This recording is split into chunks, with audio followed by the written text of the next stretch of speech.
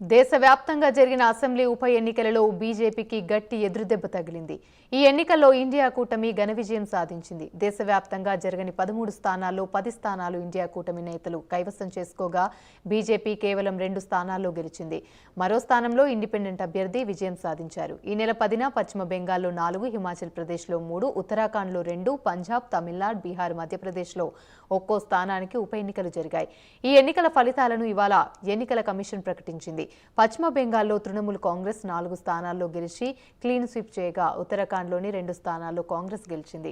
పంజాబ్లో ఆమ్ ఆద్మీ పార్టీ అభ్యర్థి మహేందర్ భగత్ విజయం సాధించగా తమిళనాడులో డీఎంకే, హిమాచల్ ప్రదేశ్లో 2 కాంగ్రెస్, 1 బీజేపీ, మధ్యప్రదేశ్లో బీజేపీ గెలిచాయి.